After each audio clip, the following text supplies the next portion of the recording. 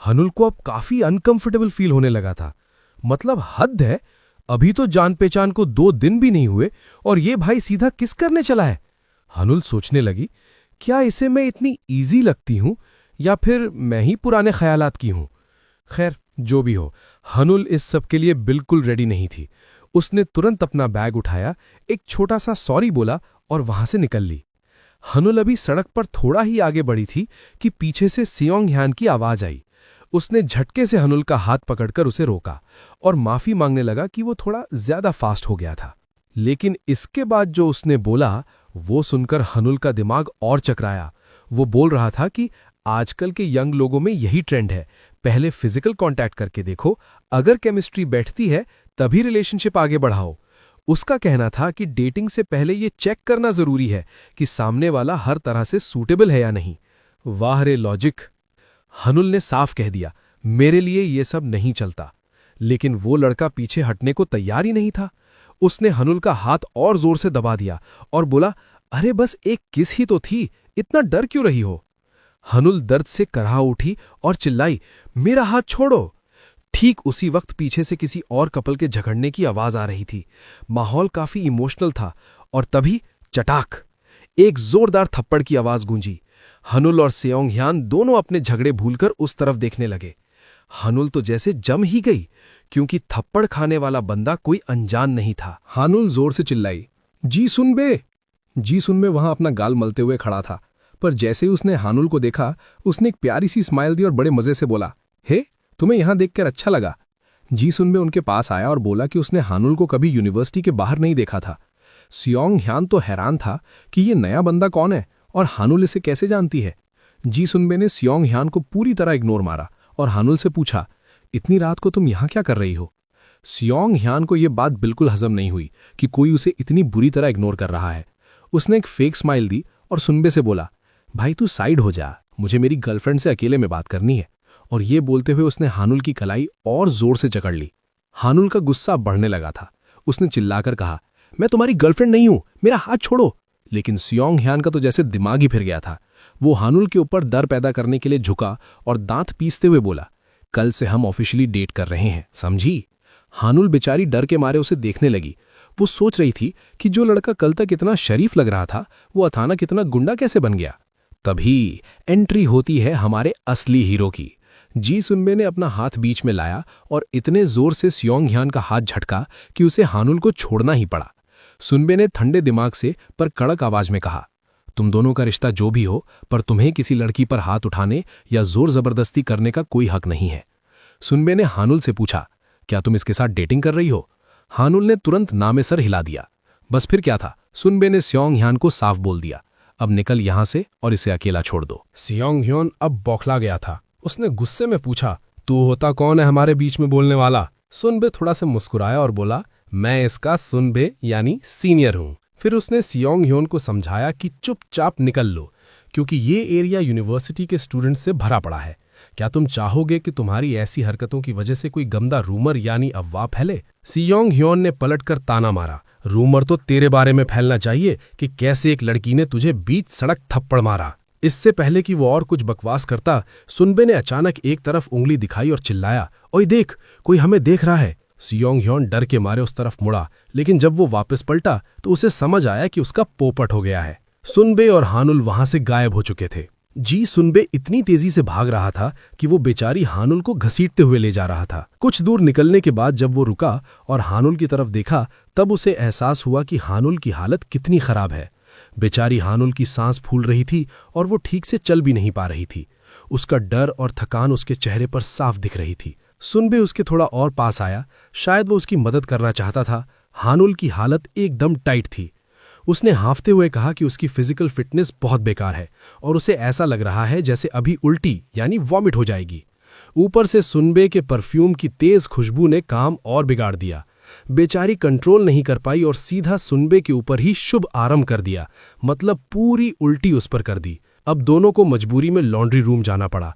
हानुल को इतनी शर्म आ रही थी कि वो डर के मारे अपनी आंखें तक नहीं खोल पा रही थी। वो सोच रही थी, मेरे साथ ही ऐसा क्यों होता है, कितनी बेइज्जती हो गई। तभी सुनबे ने पूछा, अब तुम्हारी तबीयत कैसी है। हानुल ने जैसे ही आंख खोली उसके होश उड़ गए। सुनबे वहां शर्टलेस खड़ा था, परफेक्ट बॉडी और वही किलर स्माइल। हानुल का चेहरा शर्म से लाल हो गया। उसके दिमाग में बस एक ही बात चल रही थी, भाई ये बंदा कितना हॉट है। हानुल ने तुरंत अपना रुख मोड़ा और रोने जैसी शक्ल बनाकर माफी मांगने लगी। आई एम सो सॉरी सुनबे, आप मेरे साथ इतने अच्छे हैं और मैंने ये क्या कर दिया, मैं आपकी अच्छाई के लायक ही नहीं हूं।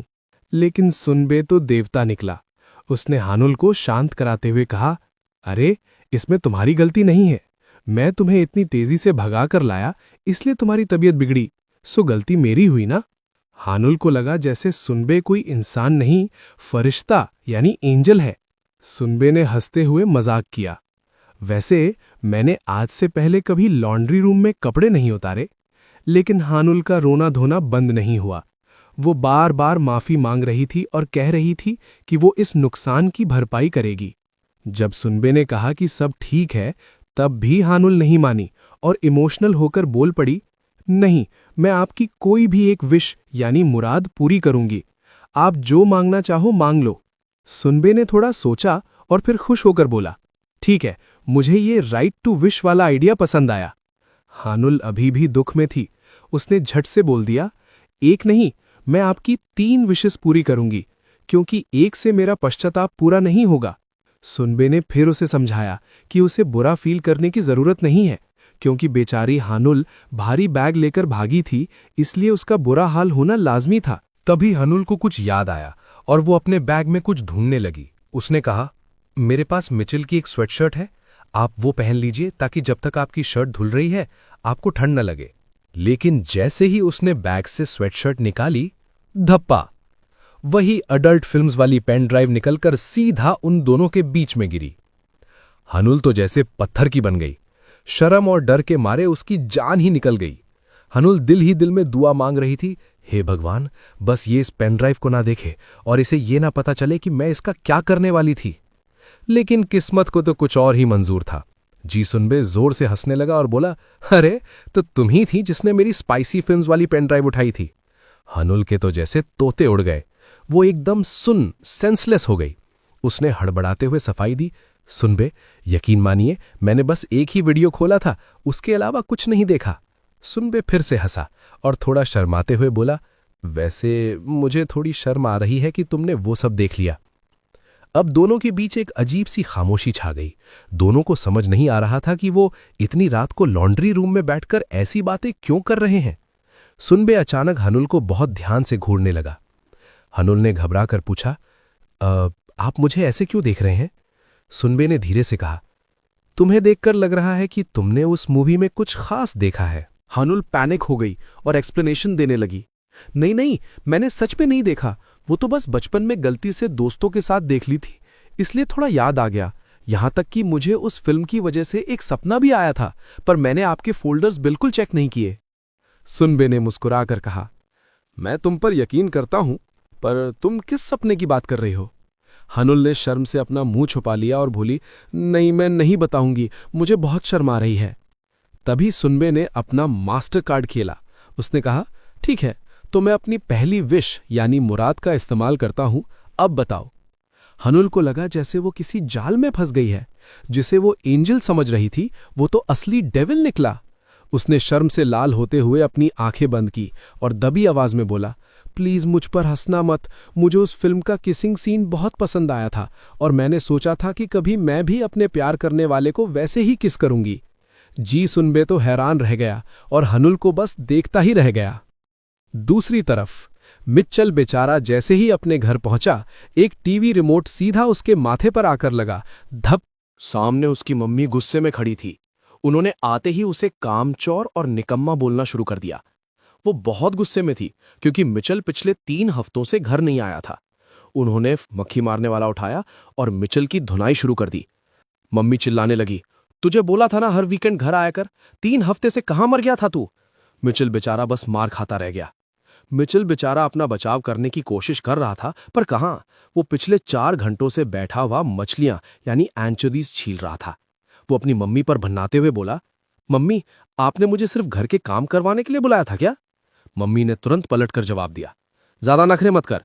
यूनिवर्सिटी के पास तुझे फ्री में रहने को घर मिला है ना, तो चुपचाप काम कर। मिचेल ने धीरे से कहा कि वो दादी का घर है और ऐसे भी खाली ही पड़ा था, पर मम्मी कहाँ सुनने वाली थी। उन्होंने उसे डांट कर काम पर लगा दिया। मम्मी ने ढेर सारा खाना और किमची कंटेनर्स में पैक किया और मिचेल से कहा, ये ले, थोड़ा हानुल को भी दे देना। तभी हॉलवे से एक जानी पहचानी आवाज आई। मिचेल ने मुड़कर देखा तो हानुल की मम्मी खड़ी थी। वो मिचेल की मम्मी से मिलने आई थी। मिचेल ने बड़े तमीज से उन्हें हेलो बोला। आंटी उसे देखकर बड़ा खुश हुई और उसकी तारीफ करने लगी कि वो कितना संस्कारी है। मिचेल इतना लंबा था कि आंटी का हाथ मुश्किल से उसकी ठोड़ी यानी चिन तक पहुंच रहा था। फिर भी उन्होंने बड़े प्यार से उसके कंधे थपथपाए। हनुल की मम्मी अपने साथ दारू और स्नैक्स की बोतलें लाई थीं। उनका प्लान था मिचेल की मम्मी के साथ बैठकर थोड़ा चिल करने का। उन्होंने मिचेल को भी रुकने को कहा, पर भाई मिचेल को पता था कि इन दो लेडीज के बीच रुकना मतलब मुसीबत। उसने तुरंत बहाना बनाया, नहीं नहीं आंटी, मुझे अभी निकलना होगा, कैंपस में काम है। उसने फटाफट अपना बैग पैक किया। आंटी ने उसे ढेर सारे उपहार यानी गुडीज दिए और हैप्पी जर्नी बोला। मिचेल ने बैग उठाया तो उसका दम निकल गया। भाई, ये तो बहुत भारी है। जाते जाते आंटी ने कहा, मुझे खुशी है कि तुम और हनुल साथ हो, उसका ध्यान रखना। मिचेल ने अजीब सा चेहरा बनाकर हाँ तो बोल दिया, पर दिल ही दिल में सोच रहा था, ध्यान क्या रखना, वो लड़की तो खुद एक मुसीबत, पेन इन दी एस है। रात काफी हो चुकी थी जब मिचेल बस से कैंपस के पास उतरा। लंबी जर्नी की वजह से उसकी गर्दन अकड़ गई थी और खाने के बैग्स ने उसकी हालत खराब कर दी थी। वो सोचने लगा कि हनुल को उसका पैकेज कैसे दे। वो शायद अभी अपने बॉयफ्रेंड के साथ होगी और कल मिचेल की रेस्टोरेंट में शिफ्ट थी। उसने सोचा, इतना दिमाग क्यों लगाना। उसने तुरंत फोन निकाला और हनुल को मैसेज चिपका दिया, ओए, तेरी मम्मी ने तेरे लिए कुछ भेजा है, अगर चाहिए तो मेरे घर आकर ले जा। लेकिन मिचेल को क्या पता कि उधर लॉन्ड्री रूम में हनुल अपनी किस वाली कन्फेशन के बाद सांसें रोककर जी सुनबे के रिएक्शन का इंतजार कर रही है। जी सुनबे बेचारा अपनी हंसी रोकने की पूरी कोशिश कर रहा था। उसकी आंखों में पानी तक आ गया था, लेकिन आखिरकार उसका कंट्रोल टूट गया और वो फूट फूट कर हंसने लगा। हनुल चिढ़ गई और चिल्लाई, आपने प्रॉमिस किया था कि आप हंसेंगे नहीं। सुनबे हंसी रोकते हुए बोला, यार, अगर कोई लड़की ऐसी बात करेगी तो मैं हंसी कैसे रोकूंगा। तुम तो बिल्कुल एक क्यूट मिडिल स्कूल की बच्ची लग रही हो। फिर उसने एक किलर स्माइल दी और बड़े प्यार से कहा, जो भी लड़का तुम्हारा फर्स्ट किस लेगा ना, उसे खुद पर बहुत प्राउड होना चाहिए। हनुल ने गुस्से में कहा, मुझे चढ़ाना बंद कीजिए, आप यूनिवर्सिटी से ज्यादा कॉकी और फ्री यहां लग रहे हैं। सुनमे ने हंसी के आंसू पहुंचे और सोचा, अच्छा, तो इसलिए ये मेरे घर पर वैसे बिहेव कर रही थी, क्योंकि इस पर मेरे चार्म्स का कोई असर ही नहीं हो रहा था। ये तो अभी बच्ची है। जाते वक्त सुनमे ने कहा कि वो स्वेटशर्ट धोकर वापस कर देगा और फिर अचानक बोला, अपना फोन नंबर दो। हनुल ने कहा, मैं ककाओ टॉक पर तो ऐड हूं ना आपके पास। लेकिन सुनमे ने स्मार्ट मिस दिखाई, अगर नंबर होगा तो स्वेटशर्ट वापस कोऑर्डिनेट करने में आसानी होगी। भाई को बस नंबर चाहिए था। नंबर लेने के बाद सुनमे अचानक झुका और हनुल के कान के एकदम पास आकर धीरे से फुसफुसाया, अगली बार जब हम मिलेंगे तो मैं और भी अच्छे से पेश आऊंगा। ये सुनते ही हनुल के पूरे बदन में गूज़बम्स आ गए। वो बुरी तरह शर्मा गई और पीछे से चिल्लाई, मेरे कान में ऐसे मत फुसफुसाओ, ये बहुत क्रीपी लगता है। सुनबे हंसते हुए बाय बोलकर चला गया। हनुल वहां खड़ी उसे जाते हुए देखती रही। वो सोचने लगी कि आज का दिन कितना अजीब तरीके से खत्म हुआ। जैसा सोचा था वैसा तो बिल्कुल नहीं हुआ। तभी उसने अपना फोन उठाया और स्क्रीन पर अनरेड मैसेज देखा। मैसेज देखते ही हनुल की आंखें खुशी से चमक उठी। हनुल को तो बस मम्मी के हाथ का खाना दिख रहा था। वो बिना नॉक किए सीधा मिचेल के अपार्टमेंट में ऐसे घुस गई जैसे उसका खुद का घर हो। धड़ाम! लेकिन अंदर का नजारा देखकर उसके होश उड़ गए। मिचेल अभी अभी नहाकर निकला था। बाल गीले थे और ऊपर शर्ट गायब। वो बेचारा टावल से बाल पोंछ रहा था और हनुल को अचानक सामने देखकर वो भी सुन रह गया। हनुल ने तुरंत अपनी उंगलियां आंखों पर रखी और फुल ड्रामा शुरू कर दिया। हाय मेरी आंखें, भगवान मुझे अंधा कर दे, पर ये मत दिखा, तू नंगा क्यों घूम रहा है। मिचेल ने बड़े ठंडे दिमाग से जवाब दिया, ओए नौटंकी, ये मेरा घर है, मैं नहाऊं या नाचूं मेरी मर्जी। तू खाना लेने आई है ना, रुक, मैं कपड़े पहन कर आता हूं। हनुल काउच पर बैठ गई, पर उसका ड्रामा चालू था। वो अपने नेल्स चेक कर रही थी और मुंह फुलाकर वेट कर रही थी जो मिचेल कपड़े पहनकर वापस आया। वो सीधा फ्रिज की तरफ गया और एक बैग निकाल कर लाया। मिचेल ने बोला, ले, मम्मी ने तेरे सारे फेवरेट्स पैक करके भेजे। ये सुनते ही हनुल की तो लार टपकने लगी। वो वैसे भी भूखी थी। बैग में क्या क्या नहीं था, ब्रेज्ड बीफ, सोए, गार्लिक लीव्स और स्पाइसी क्यूकम्बर किमची। हनुल ने सोचा आज तो दावत है भाई। लेकिन तभी बैग के अंदर एक काला डब्बा, ब्लैक बॉक्स दिखा। हनुल ने पूछा, ये क्या है? जब उन्होंने डब्बा खोला तो अंदर से निकली इंपोर्टेड विस्की की बोतल। दोनों एक दूसरे की शक्ल देखने लगे। मम्मी ने खाने के साथ दारू कब से भेजना शुरू कर दिया? तभी मिचेल की दिमाग की बत्ती जली। एलाइटनमेंट। उसे याद आया कि जब वो घर से निकल रहा था तो मम्मी ने जल्दी जल्दी में पैकेजेस एक्सचेंज कर दिए थे। जो गिफ्ट हनुल की मम्मी, यानी ये महंगी शराब, वो गलती से मम्मी ने मिचेल को पकड़ा दिया। हनुल लालच भरी नजरों से उस बोतल को देख रही थी, पर मिचेल ने तुरंत बोला, ओए, ये गलत पैकेज है, इसे वापस रख दे, ये तेरे लिए नहीं है। हनुल की नजर उस महंगी विस्की की बोतल पर अटकी हुई थी। उसने धीरे से पूछा, क्यों ना हम इसे थोड़ा सा टेस्ट करके देखें? मिचेल ने सोचा वो मजाक कर रही है, लेकिन हनुल के चेहरे पर एक शैतानी मुस्कान थी। उसने कहा, अरे चिंता मत कर, मैं मम्मी को टेक्स्ट करके बोल दूंगी कि हमने उनकी विस्की टेस्ट कर ली है। इंटरनेट पर लिखा है ये बहुत टेस्टी होती है। मिचेल ने गहरी सांस ली और हार मान ली। उसने सोचा, चलो बस एक ग्लास ही तो है। हनुल ने उसे तुरंत चढ़ाया। तुम्हें मैनिपुलेट करना, मनाना कितना आसान है यार, तुरंत मान गए। दोनों ने फटाफट कुछ स्नैक्स तैयार किए और अपने ग्लास टकराए। चीयर्स। लेकिन जैसे ही हनुल ने पहला घूंट लिया, थू, उसका मुंह पूरा बन गया। विस्की इतनी कड़वी थी कि पूछो मत। जब उन्होंने बोतल पर अल्कोहल परसेंटेज चेक किया तो उनके तोते उड़ गए। 40% अल्कोहल। भाई, इन्होंने आज तक फ्रूट जूस के अलावा कुछ पिया नहीं था, ये तो सीधा आग थी। हनुल भागती हुई किचन में गई और सोडा ले आई। उसने कहा, रुको, इसमें मिलावट करते हैं, तब शायद गले से नीचे उतरे। सोडा मिक्स करने के बाद जब उन्होंने पिया तो हनुल की आंखें चमक उठी। हाँ, अब आया ना मजा। बस फिर क्या था, उनका साइंस एक्सपेरिमेंट शुरू हो गया। कभी जूस मिला रहे हैं, कभी अलग सोडा, ये चेक करने के लिए कि किसके साथ टेस्ट सबसे बेस्ट लगता है। लेकिन इस दारू पार्टी को आगे बढ़ाने से पहले हनुल ने एक अजीब डिमांड रख दी। उसने मिचेल से कहा, ओए, मुझे अपने पजामा टी शर्ट उधार दे दे। मिचेल ने हैरानी से पूछा, क्यों भाई? हनुल ने फुल कॉन्फिडेंस में कहा, मेरी जीन्स की बेल्ट मुझे चुभ रही है, आज मुझे दबा के खाना और पीना है, तो मुझे कंफर्टेबल कपड़े चाहिए। प्रायोरिटी सेट है लड़की की। कुछ देर बाद जब हनुल चेंज करके आई तो वो मिचेल के कपड़ों में डुबकी हुई थी। कपड़े इतने बड़े थे कि वो उसमें तैर रही थी। वो बड़बड़ाने लगी, तूने जानबूझकर मुझे सबसे बड़ा साइज दिया है ना? मिचेल अपनी हंसी रोकते हुए पीछे मुड़ा और बोला, मैं क्या करूं, तू लगी हॉबिट जैसी रही है। हनुल चिढ़ गई, ओए, हेलो, मेरी हाइट एवरेज से ज्यादा है, समझा? तू ही राक्षस है। मिचेल ने हंसते हुए कहा, अच्छा ठीक है, शांत हो जा। जब तू कपड़े बदल रही थी मैंने तेरे लिए और स्नैक्स बना दिए। स्नैक्स का नाम सुनते ही हनुल का गुस्सा गायब। वो खुश होकर बोली, चलो, जायंट्स इतने भी बुरे नहीं होते। मिचेल ने टेबल की तरफ इशारा किया। हनुल ने जैसे ही पहला कदम बढ़ाया उसे रियलाइज हुआ कि कपड़े इतने बड़े हैं कि अगर पकड़ के नहीं चली तो वो वहीं कपड़ों से फिसलकर जमीन पर गिर जाएगी। वो चलते चलते सोच रही थी, ये मिचेल खाता क्या है भाई? इसके टी शर्ट की स्लीव्स ही मेरे हाथों से लंबी है। अचानक हनुल के दिमाग में एक अजीब सा ख्याल आया। ड्रंक लॉजिक शुरू। उसे लगा कि पिछले कुछ दिनों से उसे अजीब फील हो रहा है, कहीं पेट में पैरासाइट्स, कीड़े तो नहीं हो गए।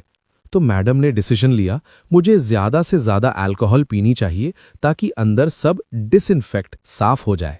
वारे लॉजिक। कुछ देर बाद सीन पूरा बदल चुका था।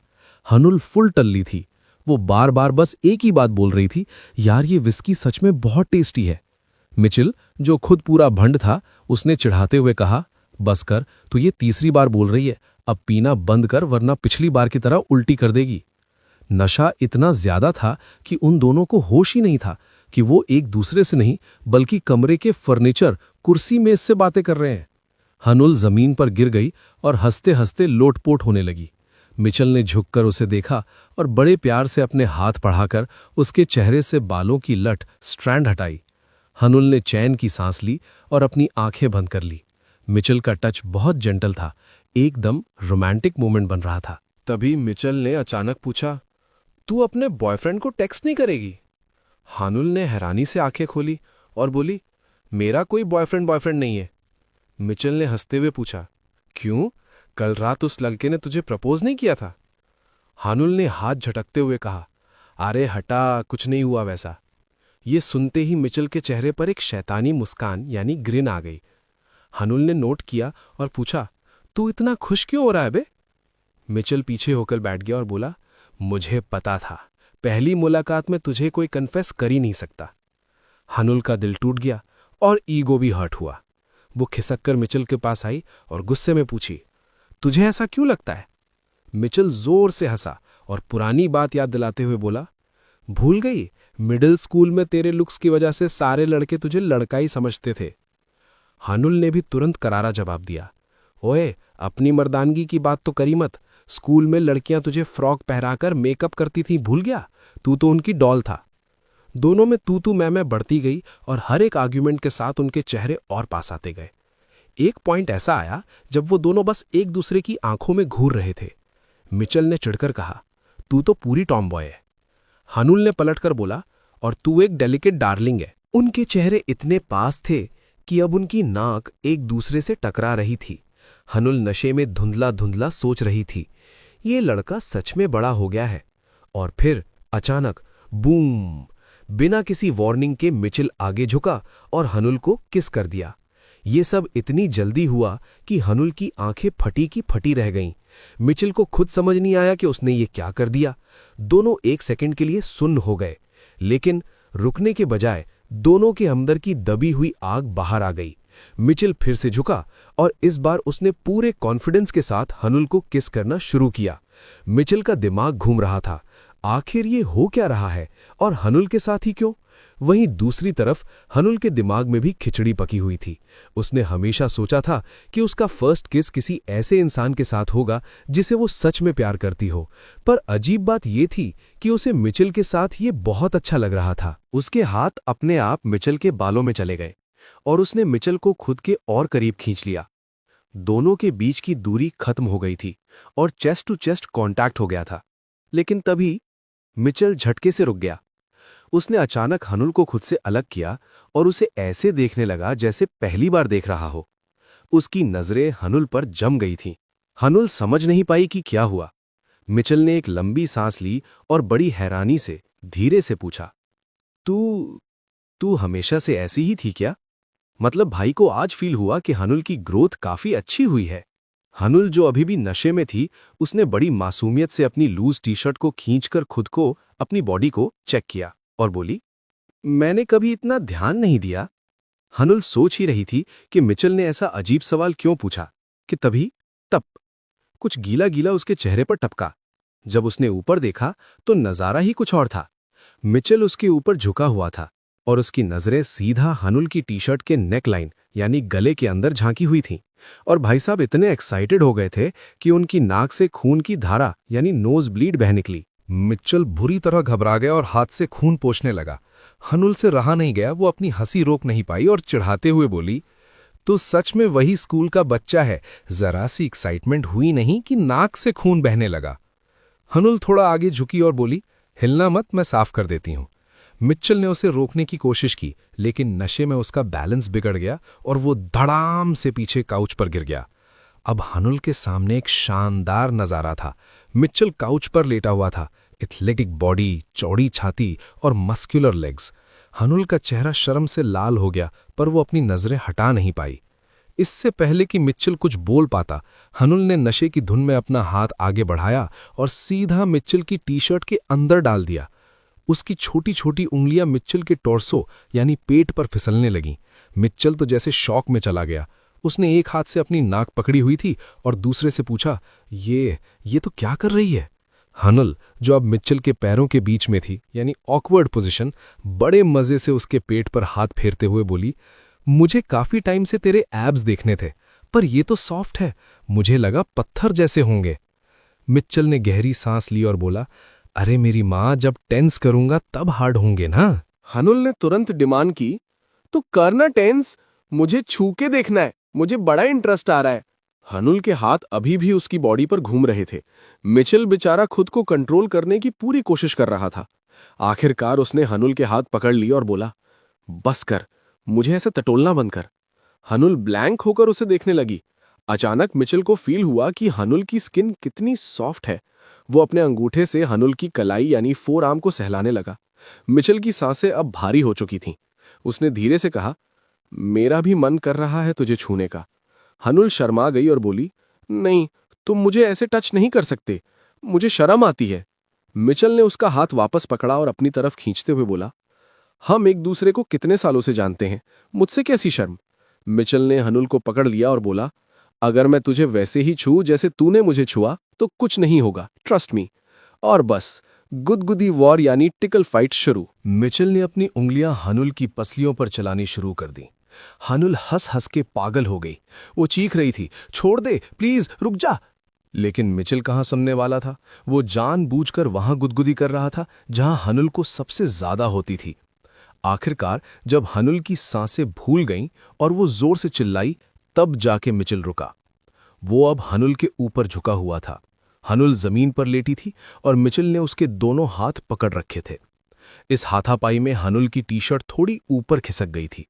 मिचेल की नजर वहां पड़ी और वो फ्रीज हो गया।